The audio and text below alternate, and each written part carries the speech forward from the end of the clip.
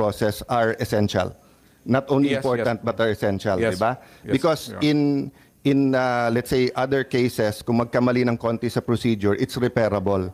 Pero sa criminal law, na-accuse ka na mali, kambal mo pala yon, or nung pinasa yung batas na yon, hindi pa pala crime, and then you weren't informed, fatal yon. So much so that meron ngang doctrine of the poisonous tree, di ba? That if yung evidence that were taken from you were illegally obtained, hindi pwedeng gamitin against you. Is my recollection of the law. You're a professor, so you continually review this. I don't continually review you do this, no, but I should, of course. I agree, Senator. The rule is the exclusionary rule for violation of the right against unreasonable searches. I was and just seizures. emphasizing how important the procedural due process is, because my next question, sinabi mo nga reasonable time, di ba? So reasonable opportunity. reasonable opportunity, which includes reasonable time, right? Opo. Because even if you can run to court, if you give the court 3 hours, 5 hours, 10 hours, it's not for us because wala namang Supreme Court regulation or batas na nagsasabing the writ of habeas corpus has to be issued in 12 hours or 1 day or etc. Diba? So you give reasonable time. So can I just interject one question kay General Torre? So sir, when you read the Miranda rights, did you explain the nature and cause of the crime that he's being accused of? Yes, sir. It is on record and caught on video, sir. Yeah, sorry about I don't know lang kasi about the record, so I'm not doubting you. Yes, sir. Ang napanood ko lang kasi yung standard Miranda rights that Yes, sir. you have. So, how did you read to him yung nature and cause? It's sa warrant or you... Yes, sir. I read it narrate- from the warrant, sir. It From was the warrant. extracted from the warrant by the DOJ. So, you read to him the warrant. Around Yes, sir. what time po yun? More or less. Mga around before lunchtime, sir. So nung hinuli mo pa lang, binasa nyo na sa kanya yung warrant? When Kasi yung nakita namin video, sir, sa airport, the wife of former ES Miguel Dia was asking nga, di ba? And Ma'am Hanilet was also asking. At sinabi nyo, I don't know what you answered, but basically hindi nyo pa pinakita yung warrant noon, di ba? Nung yung mga video na yun, sir, gabi na yun, sir. Tapos na ang lahat na yun, sir. Paulit-ulit na lang, inuulit-ulit No, na lang. what I yun, was sir. saying is that ang nakita kong video, yung palabas pa lang sila, and you were informing him naman na meron warrant, di ba? Palabas sa tube, sir. Sa tube, oo. Nung palabas sa tube, sir, when the party of the former president is going out of the tube, doon, sir, sa mismong junction ng tube at saka yung moving junction, sir, ng tube, he was already met by PG, who attempted to read him his rights. Okay. And they said, wag na, pababain natin ang tension, doon na lang sa 250th. Okay, so they attempted wing, to sir. read him his right. And dala nila yung warrant nun, hindi pa? Yes, sir. Dala na, sir. Dala na nila? They will not. So yung go out of issue the na plane. walang dala, that's not true kasi dala nila? Hindi sila lalabas sa plane, sir. Yun ang kondisyon nila. Hindi kami lalabas sa plane pag wala yung warrant. And So it was nandun shown yung to them. warrant. Okay. Yes, sir. So did you or any of the people who were serving the warrant explain to him the elements of the crime? Yes, sir. The whole So warrant was actually given to them. So just because it's simple naman, what are the elements of the crime against humanity na may murder? If you explain to him, then you can explain to me, di ba? So what's the elements? During the time, sir, it was not me who attempted the reading of the rights. It was the prosecutor general. Yes, sir. But sabi mo, you know the elements of the crime. I read to him in toto what was written Yes. on the warrant, sir. I read the warrant. Wala doon yung elements of the crime. We did not say that I know the elements, sir. I just Yes. read to him exactly So- the charges in accordance with what is written in the Yes, warrant. sir. I'm not arguing on the opinion and the legal kasi ito factual pa lang. But my point is, when you arrest a Filipino citizen for theft, for inciting to sedition, etc., meron po tayong legal maxim that ignorance of the law is not an excuse thereof. So we are, as Filipino citizens, dapat alam natin yung law, di ba? So pag inarrest mo yung isang tao, ano yan, bagransya. Sandali lang, sir. Na-repeal na yung bagransya, hindi na bata, ano yan. But I'm arresting you for what? For theft. You don't need to read the elements because alam na ng Pilipino yung nature and yung cause nung theft. But since this is a foreign court, And it's not even in the Rome Statute, yung elements. It was passed later on.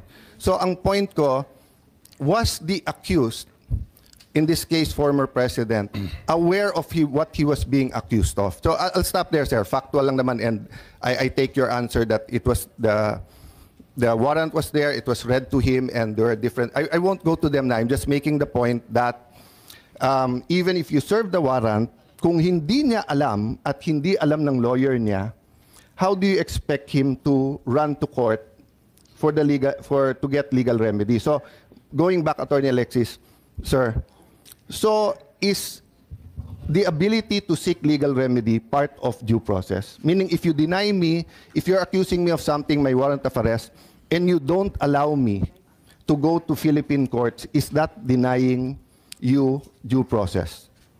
Absolutely, Your Honor. Without casting any aspersion on the character or competence of the officials involved. Yeah, I'm asking a general question. I think the question SOJ that naman you is posed, yes. listening, and they will answer. So going back to surrender. So if my foreign court ngayon, I look, I have it somewhere here, pasensya na kayo magulo. Senator Trillanes was saying in May 2024 na 3 batches of warrants to. First daw is si PRD, after that daw Senator Bato, Senator Bongo, etc. And then sa third batch, military and police officials. So I agree with Senator Bongo na wala na tayong magagawa in the sense na nandyan na si PRD. But I disagree na hindi importante itong hearing kasi kung may second, third, fourth batch pa yung warrants, it's important. And take note tama po ba ako, during the time that the Marawi uprising or the Marawi siege, Secretary Anyo, we were still under ICC noon, no? Kasi that was tama po, di ba? When we were in Russia. So you know, if a terrorist who survived goes to the ICC and shows them pictures of 19 women or children that were died and comes up with a witness and tells them, alam nyo, from President Duterte to Sec Anyo to the Chief of Staff to ganito, they planned this, they killed this ganito. It may be not true, it may be totally false. So if the ICC issues a warrant here, I want to make sure that every officer of the AFP has his day in court before they're sent to Hague.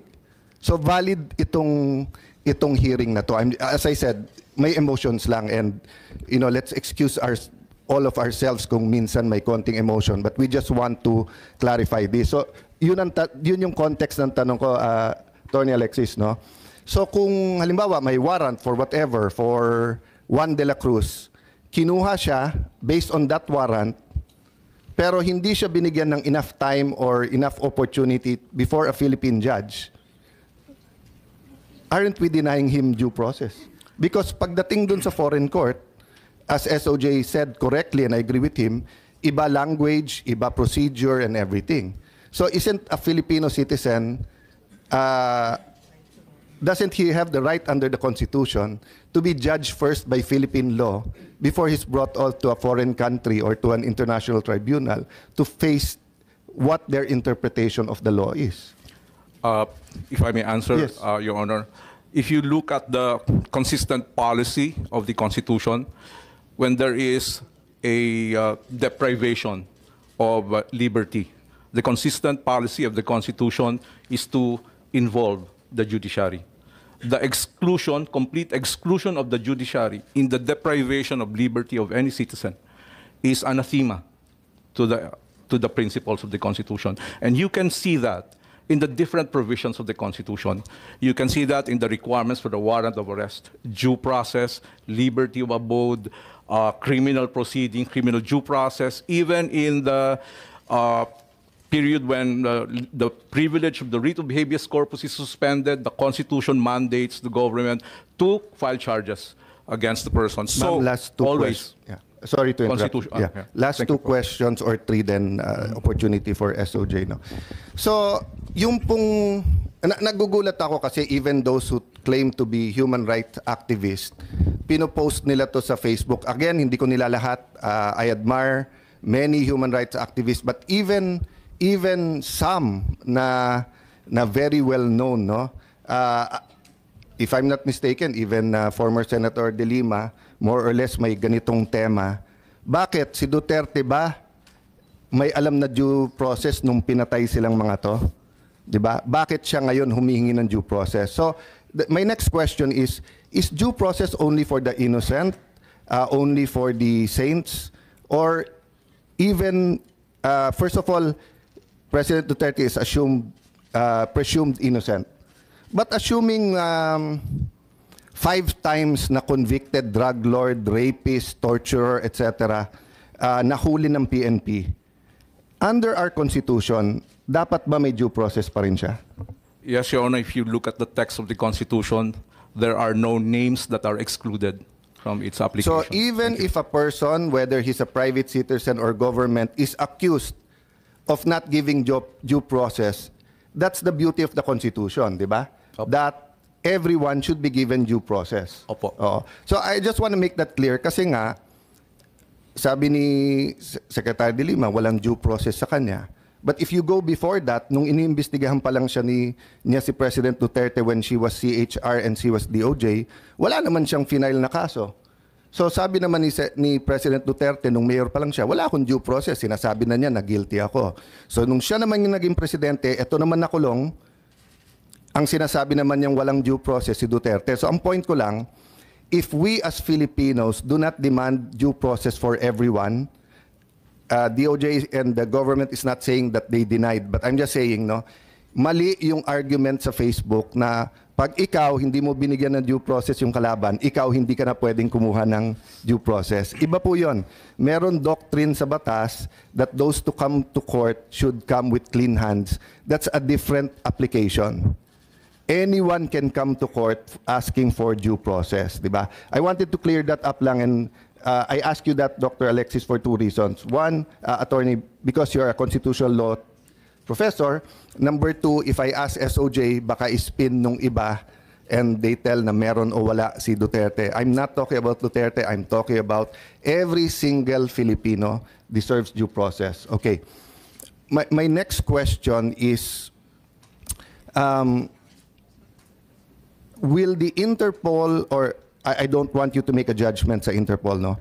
If any foreign entity, no, comes to us and asks for an arrest, is it non-cooperation with them if we say, may provisional arrest, we have him in custody, but a Philippine judge has to decide whether or not we can turn him over to you? If I may, Your Honor, international conventions actually respect compliance with the domestic laws. Even the Rome Statute, in the cooperation, the requirement is application of the laws of the country, of the custodial state. So it's up to the custodial state how to comply. There is no issue that we should comply with all these international obligations. That's not the dispute. The dispute is how to comply. And the manner of compliance is governed primarily, of course, by the Constitution, the highest law of the land. And that's precisely why the diffusion notice stated provisional arrest or extradition, because, so this is the parallelism of what I want to make. If the ICC knows na pwedeng provisional arrest or pwedeng extradition, they give it sa Interpol, hindi naman magagalit ang Interpol kung nagbigay silang red notice at ang sagot mo sa Interpol, we have him under custody but we cannot release him to you unless a Philippine court so orders, or unless we give him enough time to seek legal remedy. Because of course, if the person doesn't seek legal remedy, para na rin niyang sinurrender.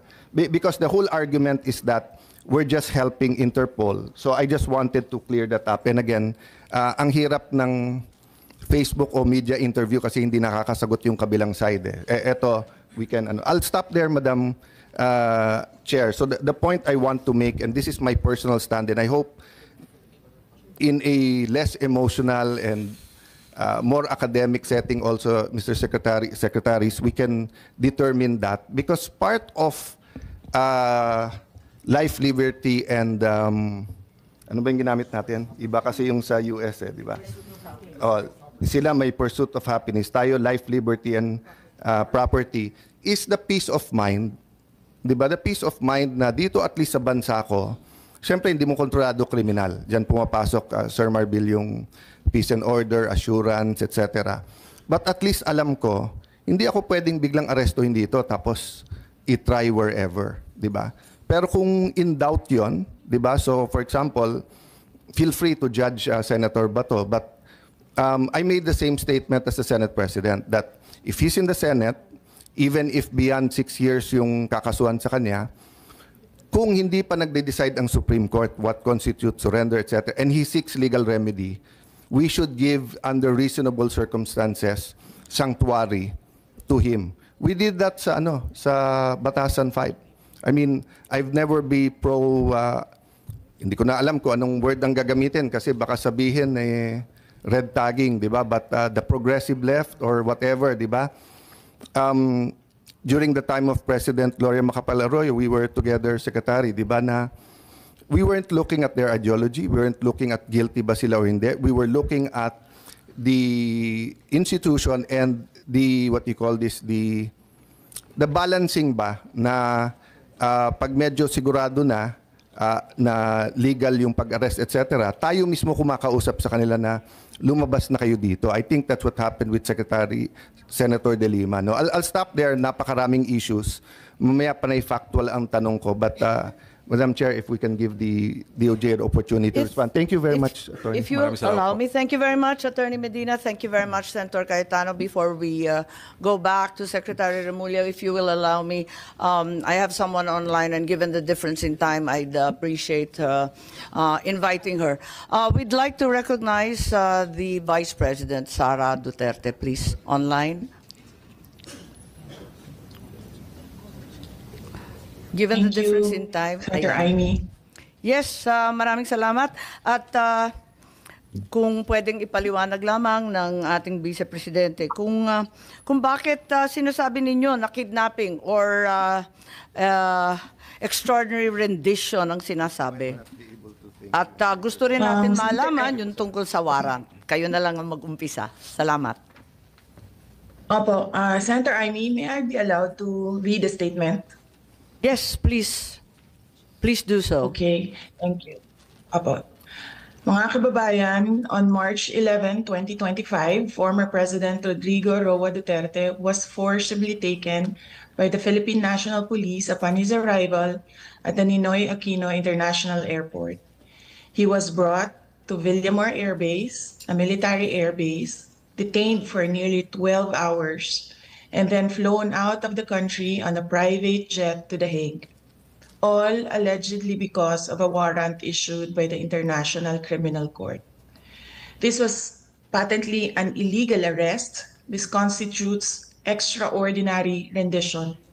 A Filipino citizen, a former president, was taken into custody without a valid warrant issued by a Philippine court, without due process, and without any legal basis under our laws.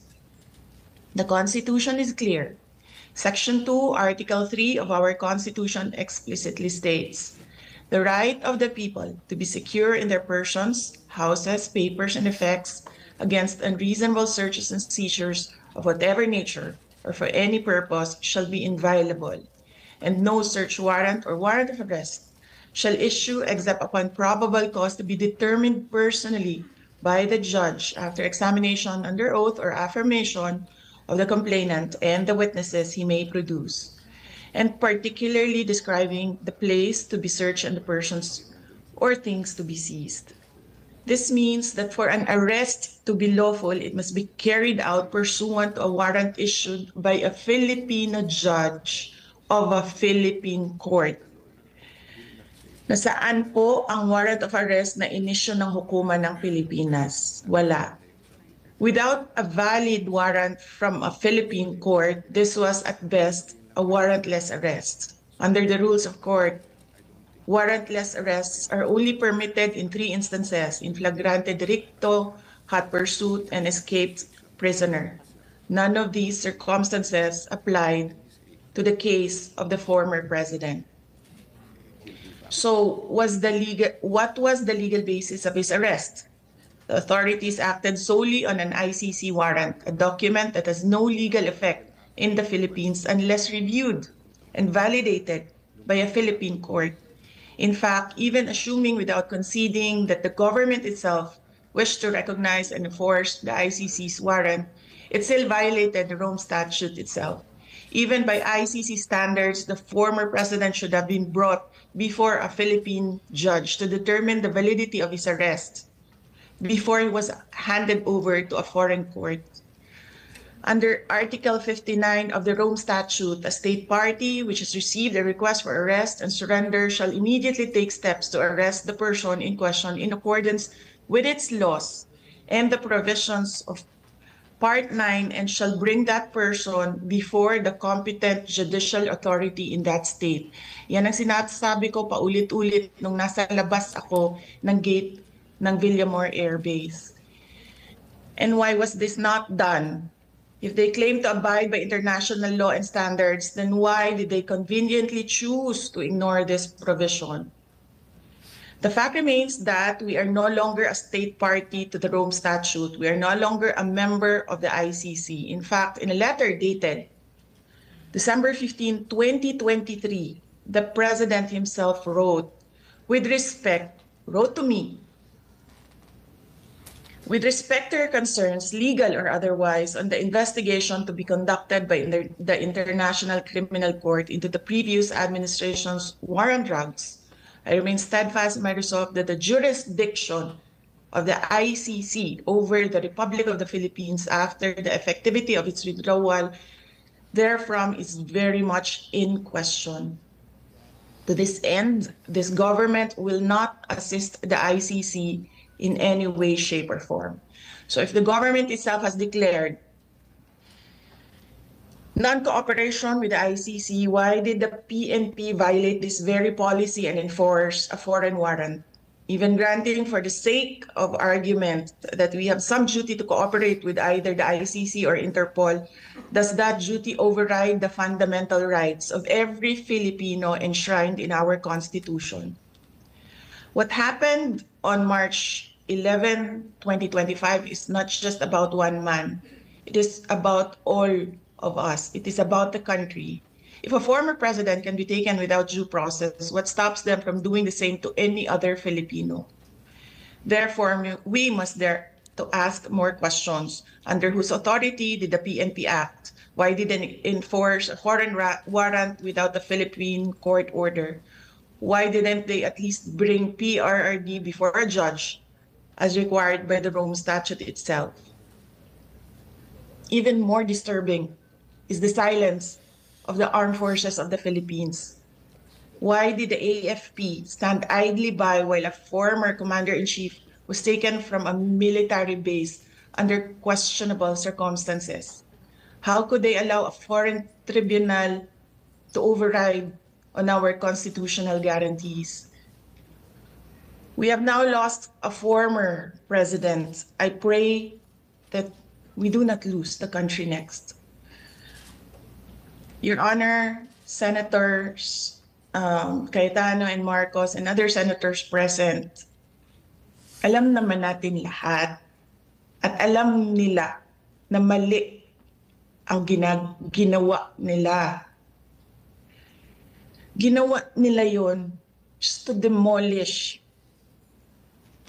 political opponents. This is all about politics. The administration is using government resources, the ICC, to demolish the opposition. Wala na tayong argument. Mali ang ginawa. Ang tanong ngayon, ano ang gagawin natin para maibalik ang dating Pangulo sa Pilipinas? Kasi nag-iisa ako ngayon dito na gumagawa ng paraan para maibalik ang ating dating Pangulo sa ating bayan. Thank you. Maraming salamat sa ating Vice Presidente at hindi kayo nag-iisa. Lahat tayo ay naghahanap ng solusyon sa napakakomplikadong pangyayari.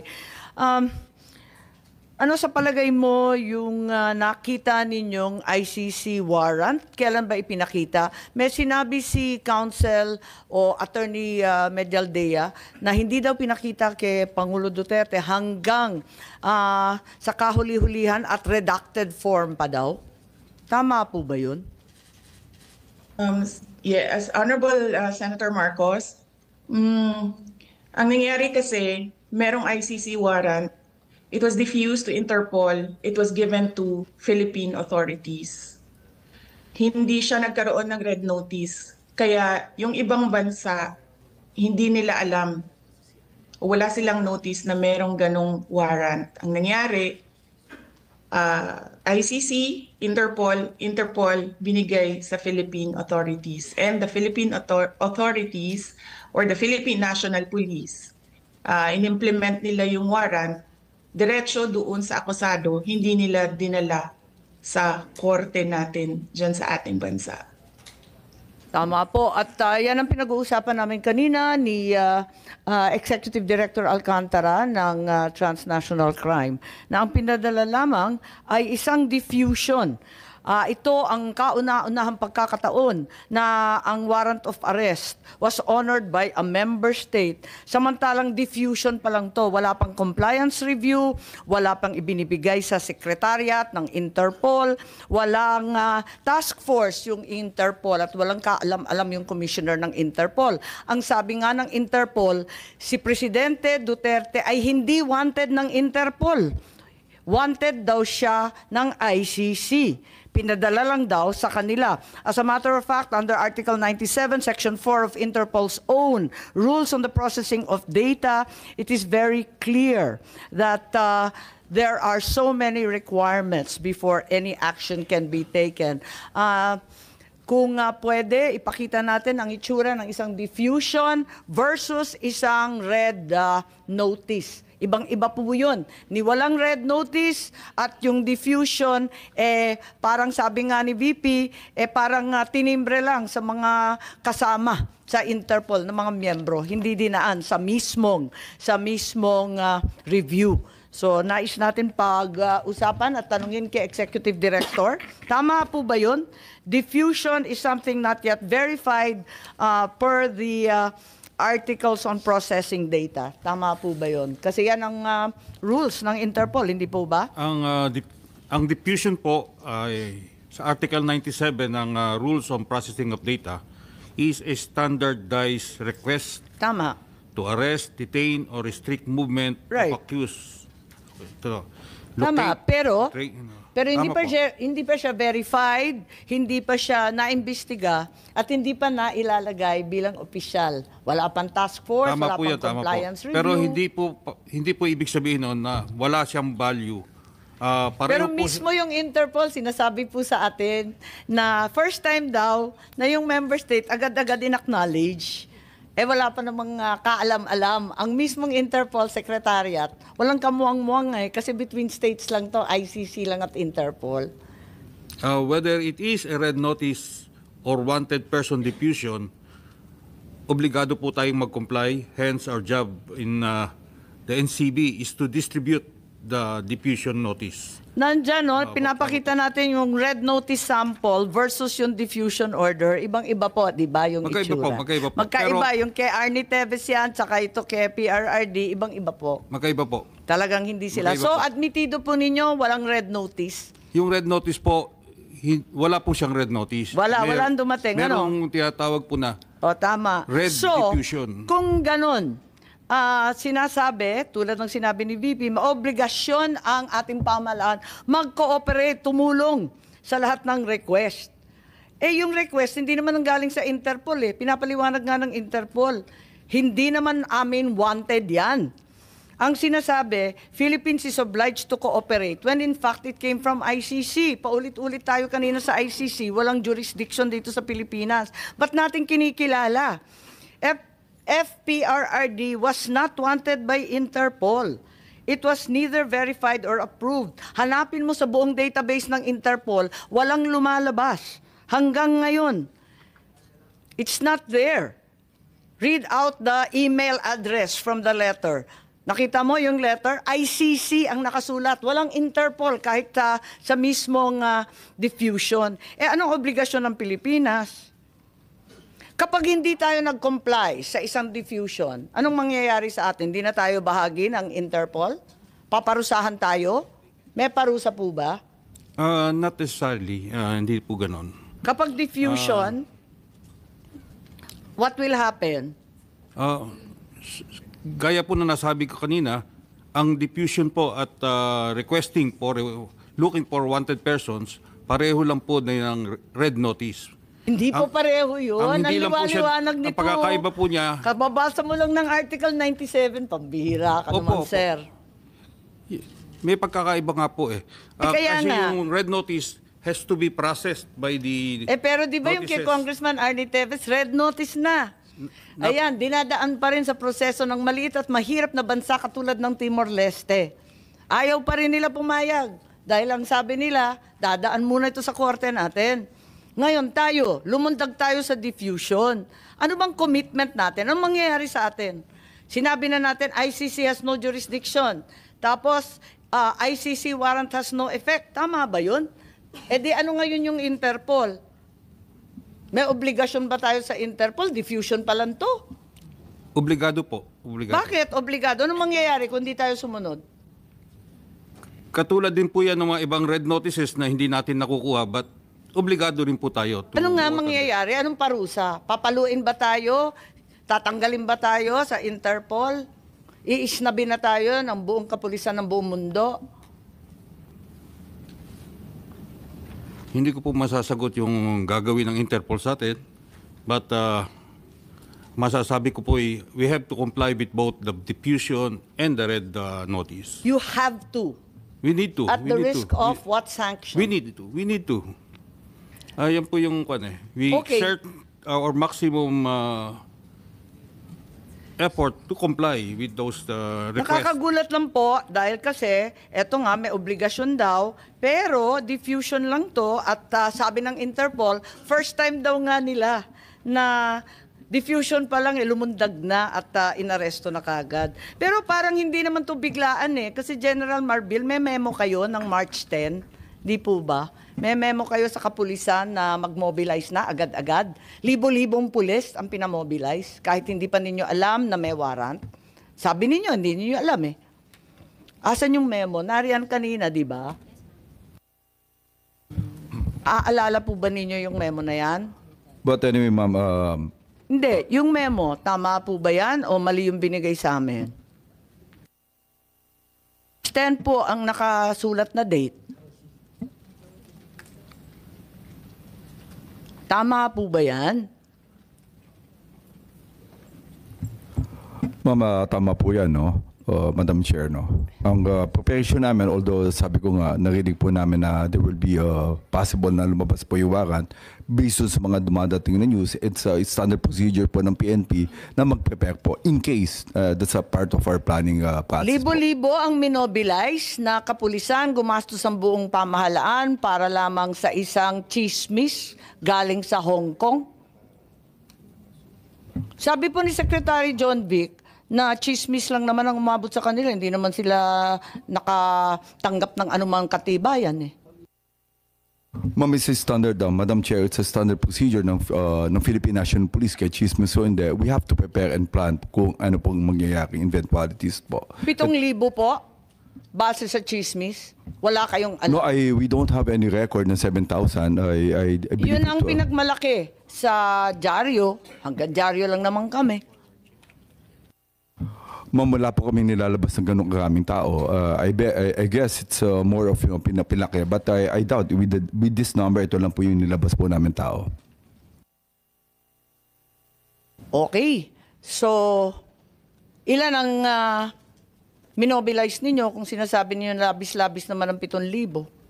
Sa tingin ko, labis-labis. Isipin mo, chismis lang. Ma'am, based on the numbers, more or less it's a total of 156. Yun lang po yung ano namin. But sabi ko nga doon, it's just a normal procedure. May po mga memo pa na sumunod dyan. Alam naman ninyo yun. Ito lang yung pinakauna. Madam Chair, I have to check po yung numbers ng tao natin. Bakit sinabi 7,000? Nagulat naman kami. Okay lang, pero mabalik dito sa ICC warrant, walang red notice at pati yung Timor-Leste inisnab yung red notice, ang atin lang diffusion, sa diffusion ang liwaliwanag, kailangan extradition, kailangan in conformity with national laws. I think we've established that, and without pounding it into the ground, can we ask now, ipakita muna natin ang video ni Secretary Remulla or yung transcript dun sa budget hearing po nung nakaraang taon. Ang liwaliwanag po at maganda po ang paliwanag ni Secretary Remulla Boying. Opo.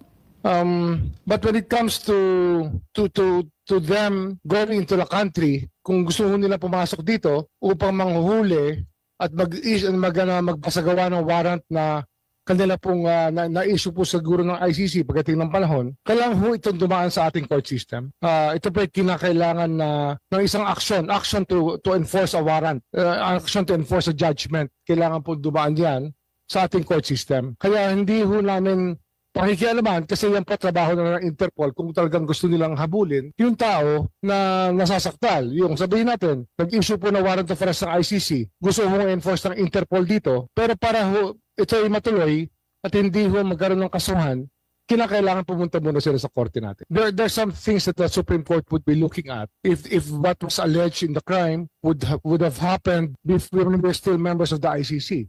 That is one of the things that can be of importance to the courts when they do enforce a warrant, or if they will actually allow a warrant to be served in our country from an international tribunal. Ang problema nga ho ay meron kong sinasabi yung mga kaibigan natin na well-meaning naman. May 200 families daw na gustong magreklamo pero ang hawak daw nila 8. Pero sa 8, ang makakausap nyo 2 lang. Tapos yung 2 pa, wala pang ibibigay na totoong ebidensya. Napakahirap po talaga maghabol. Ang yung nag-hearing po ang Human Rights Committee ng Kongreso tungkol dito. At ang lumalabas po talaga, yung mga nangyari po kasing EJK nung panahon na yon, ay wala hong police report Walang police blotter, wala hong record. Kaya napakahirap po maghabol talaga. Ayun. Napakaliwanag at napakaganda ng paliwanag ni Secretary Boying na sa ICC man yan, Interpol man yan, dadaan yan sa Korteng Pilipino. Ma'am, ano yan Ang general rule talaga, pag may foreign judgment, you have to enforce it in court. However, ito hong nangyaring ito, ang ginamit po namin dito, Section 17 ng Republic Act. 9851. 9851. Pwede ko hong basahin, ma'am? Can I read the provision I think into the you can record? put it on... into the record? But may I read it into the record, ma'am? Thank you. In the interest of Andito naman justice, sa atin in the interest of justice, the relevant Philippine authorities may dispense with the investigation or prosecution of a crime punishable under this act if another court or international tribunal is already conducting the investigation or undertaking the prosecution of such crime. Instead, the authorities may surrender or extradite suspected or accused persons in the Philippines to the appropriate international court, if any, or to another state pursuant to the applicable extradition laws and treaties. That is Section 17 of Republic Act 9851. So Yes. ito po yung option na sinasabi ko kanina. Yes, at yan yung pinag-uusapan natin kay Attorney Medina. Baka ibig ninyo mag-comment kasi mahaba po yung sinulat ninyo tungkol dyan. 9851, Section 17, at saka si Senator Cayetano. Unahin po natin na unang ma-recognize si Attorney Medina lang po. Lahat tayo, kabisado natin yung 9851, alam natin yung Section 17, para rin yung Rome Statute, Article 59, sa panahong to na memorize na nating lahat. Attorney po. Thank you for the opportunity, Madam Chair. And with all due respect to our hardworking, brilliant Secretary of Justice, I beg to disagree. Purely on legal grounds, again, constitutional doctrine of constitutional supremacy. Whatever right that is granted by the Constitution cannot be diminished or be in derogation. Cannot be diminished or lessened or stripped away by any statute. So if the Constitution guarantees that if a person is to be expelled from the Philippine territory by whatever means, a lawful order of the court is required. That grant that grant of the Constitution, that protection of the Constitution, cannot be lessened by any statute. So that, in that case, 9851. So we have to interpret 9851 in accordance with the broad protection of the Constitution, which means that if you will surrender without judicial proceedings, that would be a violation. So there will be only a very narrow instance, there will be limited instances when surrender can be valid without judicial process. Yun lang po. Maraming salamat. Senator Cayetano, I think you wish to add something. When the SOJ was speaking, yung una kong temptation was to say that, as you said, no, evolution, legal theory, and for the public, no, to be fair, di ba? That happens when lawyers meet, di ba? Na ito yung una kong theory, ito yung application, especially if there's no jurisprudence na prevailing. And even if there's jurisprudence, you can challenge that, of course, but the law enforcers have to follow prevailing jurisprudence. So kanina, what I was tempted to do is to ask you that, you know, when tempers are down and emotions are way, let's see which theory is better. No, whether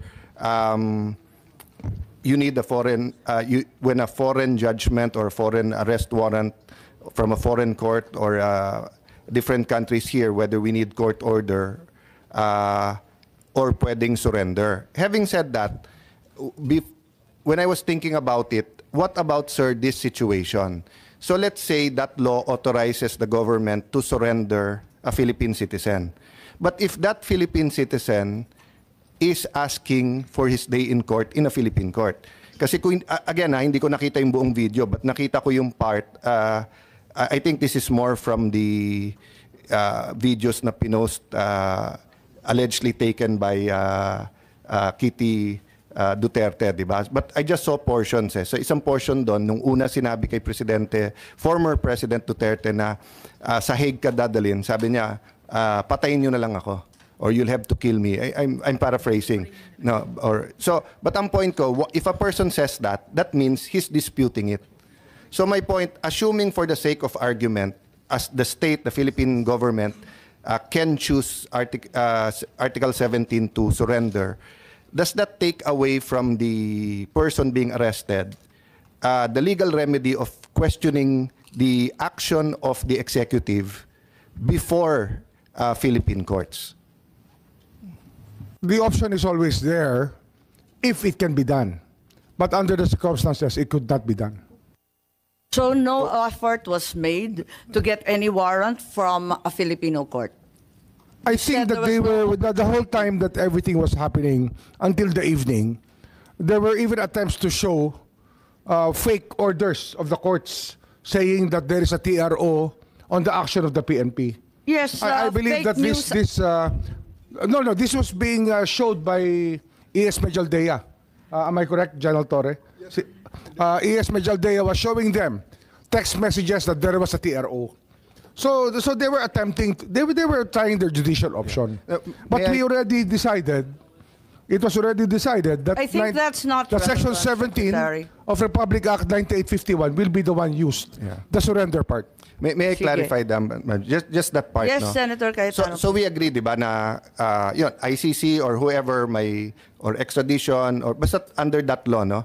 Dumating dito, inarrest, sabi nung Pilipinong inaresto, okay, no problem, I'll face court there, dalhin niyo ako doon. So, walang problema yung surrender, di ba? Kasi he or she surrendered to government, government surrendered under the definition ng surrender under that law, Section 17. But sabi mo, what was your exact word, sir? If possible or if, ang sabi mo, nung tinanong ko SOJ na, can that person have the opportunity to question before a Philippine court? If it's done, it can be done. Yes. Some people have been managed to get court orders in a matter of hours. But only in this case, wala akong nangyari. Yes, but yun nga ang point ko. Isn't the better rule, we give them reasonable time to do that? So that we don't deprive... Ma'am, excuse me lang kasi there is a pending petition for habeas corpus in the Supreme Court. Okay. We might be stepping already on Okay. So having the said ground that, that we have to So we leave take it at next week. that. We have no desire to be Yeah. sub judice. Thank Yeah. you. Madam For Chair, the can reminder. I Yes. just say this? Sir, I will respect that because nga mabigat di ba? Emotionally, legally. But can you study that part? Just for future cases, di ba? Of course. And when we say study, the defense lawyer will say 30 days, 6 months is reasonable. Of course, the law enforcement has to do its job. So in case we come up with a guidance, you could return it to us, but hindi kami magpasa ng batas. But I'd answer the same na sinabi mo ngayon. If I file a draft bill defining that, baka sabihin ng court, see, you admit na pwede pala. So I also don't want to somehow interfere or influence the Supreme Court in this decision. But may I just put it at your table na ano yung reasonable for a Filipino citizen to go to court in case nga this happens. And it's valid nga kasi nga if the ICC issues whether it's Senator Bato or any of our generals or any member of the AFP, I'd like them to be able to go to court to question whatever identity, validity of etc. Maybe, Your Honor, we have to look at the perspective of how long this took for the ICC to come up with a warrant. This did not happen overnight. I believe that even Senator Bato has told you that he has received written interrogatories coming from the ICC. He's being given his day to explain whatever side he has on the ICC controversy. Kaya nga. Senator Bato himself has answered that. I'm sure the former president was given the chance by the ICC. I mean, I don't think that 125 countries would agree to bully somebody and not give him a chance to explain. I Madam think Chair. that it goes beyond convention Senator that we will Cayetano. allow this to happen. Yes, Secretary Chair. and Senator Cayetano. I think I'd like to agree to disagree with you on that part. No, kasi yung questions ko later on are factual. Kasi if you look, I don't know if it was the Solgen, we asked the ICC to pause, to stop.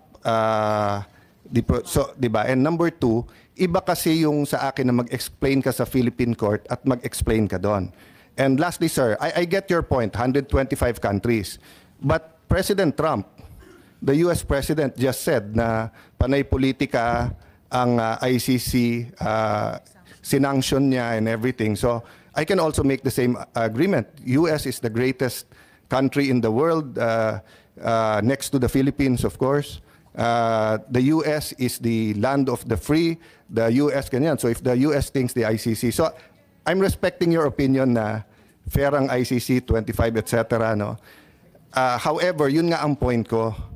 The President is almost 80 years old. If the case take out jurisdiction, if the case takes about 6 years, he'll be 86. If it takes 8 years, 88. Kung si Enrile yun, okay lang. When he gets there at 80, he'll be out at 88. He's 101 years old. I'm not saying okay lang ipadala si Enrile. I'm saying he's blessed with longevity and, di ba, sa LEDAC, naglalabi pa, nag-ano kung anong tingin niyan tama. But my point is, sir, yung ako personally, naghahalo na yung legal at emotion pag sinabing nandun na siya, dun siya magpaliwanag. Kasi nga Pilipino na pinadala doon. But I'll agree to disagree with you there and stop there, Madam. Maraming salamat at nais ko lang balikan itong sinasabi natin. Kung talagang nagpursige ang Pilipinas na pumunta sa korte dito sa lokal, sa Philippine Court, may idadagdag yata si VP diyan sa komentaryo tungkol dito kung bakit hindi pinadaan pa sa Filipino Court. Samantalang marami naman tayong korte, ang ating mga huwes ay magagaling. Yes, please, VP po. Yes, thank you, Senator Marcos. Ang gusto ko lang gawin is unang-una, meron kasing document galing sa ating Pangulo papunta sa akin na sulat, no, na lumabas dahil kinuha siya sa isang lawyers group chat. Hindi namin alam kung sino ang kumuha at inilabas siya. Gusto ko lang na isubmit ito as part of the records of this hearing kasi as a Filipino and as a public official, binasa ko yung ang ating protesta doon sa ICC at yung desisyon ng ICC. At nakita ko na wala talagang jurisdiction. Pero alam ko na merong ginagawang investigation dahil nabibigyan kami ng data or information galing sa mga law offices na ginagamit dyan sa loob ng Pilipinas sa pag-interview ng witnesses. Kaya kinausap ko unang-una ang Secretary of Justice noon. At dahil hindi paiba-iba yung sagot niya sa mga tanong ko, ang ginawa ko ay dumiretso ako sa Pangulo. Kaya yon, nabigyan ako ng sagot ng Pangulo at gusto kong basahin ang kabuuan ng sulat. Nakalagay dito, Dear Vice President Duterte, this is reference to your letter of 4 December 2023 as well as similar letters sent to members of the Cabinet, namely Secretary Jesus Crispin C. Remulla of the Department of Justice and Solicitor General Menardo Guevara on even date with respect to your concerns, legal or otherwise, on the investigation to be conducted by the ICC into the previous administration's war on drugs. I remain steadfast in my resolve that the jurisdiction of the ICC over the Philippines after the effectivity of its withdrawal therefrom is very much in question. To this end, this government will not assist the ICC in any way, shape, or form. I am certain that all the members of my cabinet, including yourself, will echo my views on this matter. As it is my sworn duty, I will continue to defend and assert the sovereignty of the Republic of the Philippines at all times.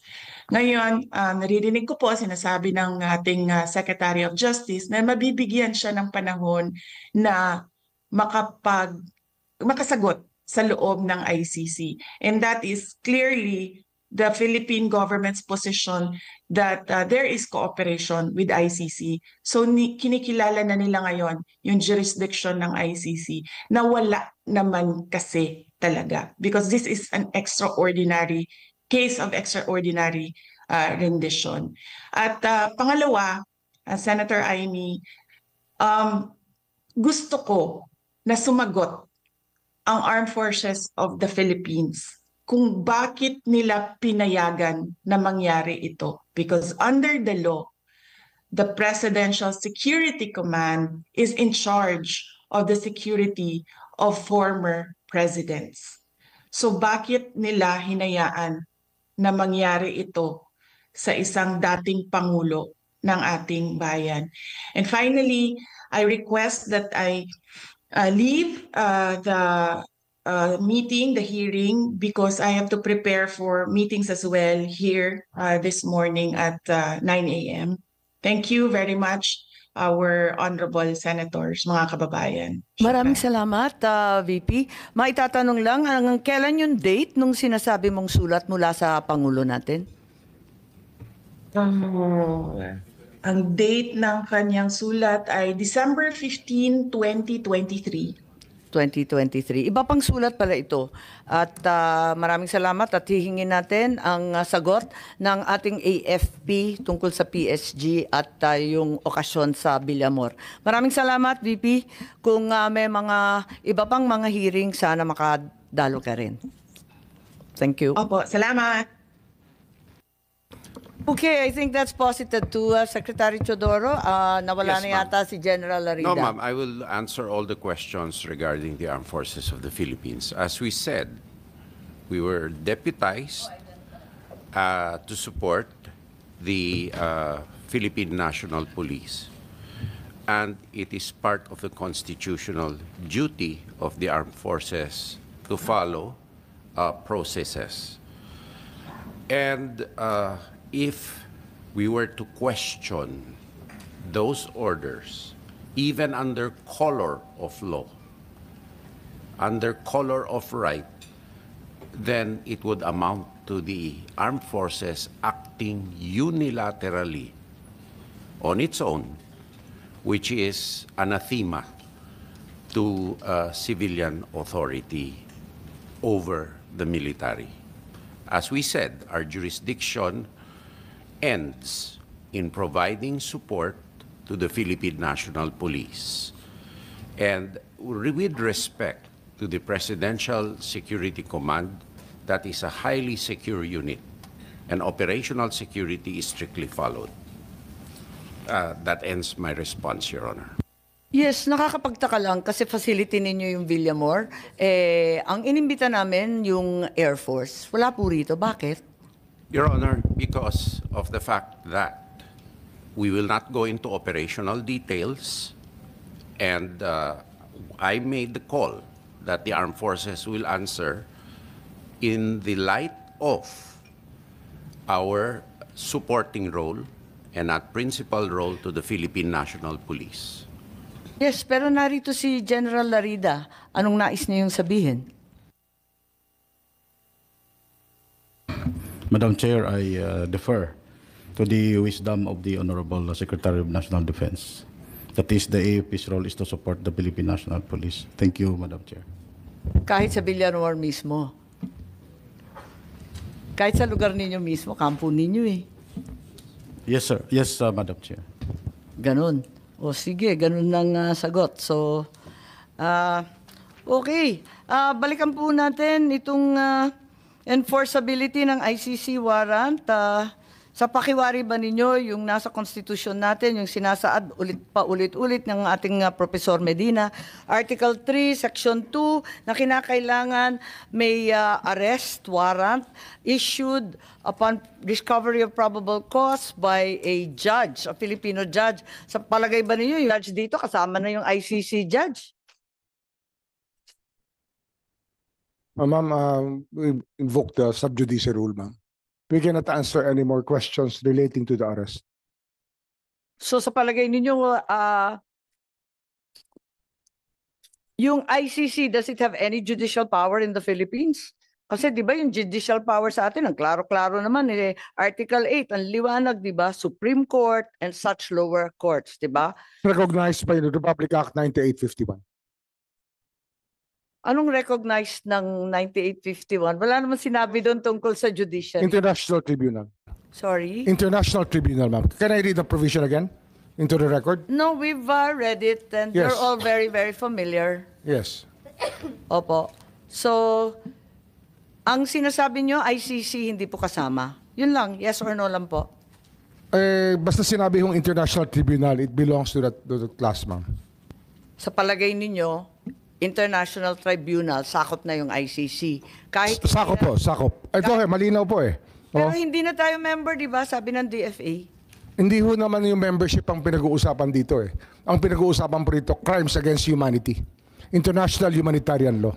Pero nagkasundo na tayo. Murder po ito, murder, executions, extrajudicial killings. Ito po yung sinasakop ng IHL mo. Sige. Balik tayo sa Prosecutor General kasi agree to disagree na naman tayo. Even if Secretary Remulla in his budget hearing asserted that a local court action was necessary in order to enforce an ICC warrant, you proceeded to take part in the serving of the warrant and arresting PRRD. Andito ba yung prosecutor natin? Ma'am, he had to attend to something very important in the office. That's why I was the one who So you volunteered to go confirm here. that even though there was no local court action, you went ahead with this anyway? Yes, ma'am. Yes, of course you can. Confirm. But ma'am, can we lessen our discussion on this because it's sub judice, ma'am. It's a subject of a habeas corpus case in the Supreme Court, which the children of the former President Duterte themselves filed. Yes, we're well aware of the consolidated cases. Was this warrant presented to PRRD at the time he was arrested? Kasi may katanungan, di ba? At may sinasabi si Attorney Medialdea na hindi daw pinakita sa Pangulo. Pwede bang may sumagot? Si General Torre, mukhang kabisado niya. Siya yung nasa video eh. Again, ma'am. Hindi, yung warrant nung natanggap ninyo yung warrant, naipakita ba yung ICC warrant sa Pangulo, kay Pangulo Duterte? Pinakita ba ninyo sa kanya? Nung inaresto siya, di ba, obligado kayo magpakita ng warrant. Yes, ma'am. Anong pinakita nyo? Right at the tube, ma'am, the Yusek Nikiti, together with PG Fadulion, together with me, gave them the electronic copy through retired General Monteagudo, ma'am, because that's their condition. They don't recognize the diffusion order. They really want to have a copy of the warrant. That's why a soft copy was given to them on the tube. And a hard copy was printed and later on received by Attorney Delgra in the 250th wing, sir. 250th wing, ma'am. May pagkakataon ba si former president na basahin to? Kasi ang pagkaintindi, hindi. Tingnan natin muna yung video kasi mas maliwanag doon.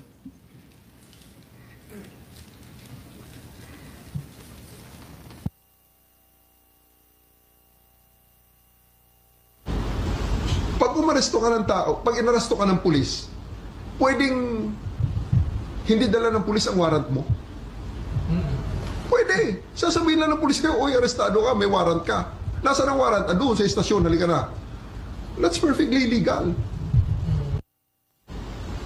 Pag umaresto ka ng tao, pag inaresto ka ng pulis, pwedeng hindi dala ng pulis. So ang sabi po ninyo, hindi naman kailangan yung warrant kaya hindi ninyo pinakita. Tama po ba yun? Ma'am, that is a very, very different interview in the aftermath. But I'm talking of... Anong pinag-uusapan sa interview? And I'm talking about we have already veered on the general rules on the warrantless, on the service of the warrants. Because during the time, and up to this time, there are still a lot of people saying that I'm wrong in there, that you cannot arrest a person with a warrant that you know as a person has a warrant, yet you cannot serve it without the physical warrant. So, all the lawyers know here Diba ang ma'am, sabi, that I'm right there. Kailangan ng warrant as soon as practicable. At hinihingi talaga ni former president. Di ba hinihingi niya? Hinihingi ng abogado niya, asan yung warrant? Tama, di ba hinihingi Yes, nila? ma'am. Anong pinakita nyo? We gave them the electronic copy of the warrant and it was given to them by Yusek Nikiti together with PG Fadulion. It was received by Yung General warrant, anong klase yung Monteagudo. itsura ng warrant? ICC, Interpol? It's a ICC warrant, ma'am. ICC warrant. Yes, ma'am. That was directed to the Interpol. That was the attachment of the diffusion order. Pero ayon sa ating batas, di ba, napakaliwanag naman na yung court o judge, kinakailangan Pilipino. Hindi naman sakop noon yung Interpol, yung ICC. Bakit naging warrant rin sa Pilipinas yun? I will defer the answering to that question to the DOJ, ma'am, because I was with the DOJ during the time, and it was the DOJ... Hindi nandun si Prosecutor Fadulion Ikaw naman Yes, ma'am. bumasa ng Miranda rights, hindi man lang yung prosecutor. Tinikoberan mo na yung papel ng DOJ, kaya sumagot ka ngayon. Ma'am, we're talking situation in the tube. Hindi, sinabi mo kasi, ang liwaliwanag, sinabi mo, hindi naman kailangan ng warrant It's a different matter, ma'am. Altogether different matter. Bakit? Ilang warrant ba yan? One warrant, but different. That question on the interview is a different situation, ma'am. So, kailan mo pinakita yung warrant? Yung sinasabi mo electronic copy? The first time, ma'am, it is not At kanino? me. It was not me who showed the warrant. It was Yusek Nikiti together with PG Fadulion, together with me there in the tube of the plane. The former president is still there inside the plane. It was given to retired General Monteagudo, who is with the party. And because during the time, E.S. Mijaldea and the wife and Attorney Delgra had already went back inside the plane and told us, hindi kami lalabas kung wala kayong maipakitang warrant. Kaya nga, so, When was the accused finally shown the warrant of arrest? Di ba dapat as soon as practicable ang sinasabi? Kailan mo pinakita mismo kay former president? I believe, ma'am, the electronic copy is already acceptable now in the rules of court. Yun na nga, pero pinakita mo ba kay Presidente Duterte? It was not me who they invited inside the plane. It was the PCTC through General Alcantara, whom they invited inside the plane, showing to them and explaining to them the warrant. Ganun ba? Napaliwanag ba ninyo, Executive Director Alcantara? Kasi parang ang bilis-bilis lang naman ninyo dun sa eroplano. Ang nakita naming final warrant, 15 pages po. Ganun lang kabilis na nabasa Tama po yung kaagad? 15 pages po, pero i-present po namin kay President Duterte na nasa 250. Nabasa niya lahat, 15 pages? Ang bilis-bilis lang lumabas eh. Oh, hindi po niya nabasa yan. Hindi niya nabasa. Oo, hindi niya.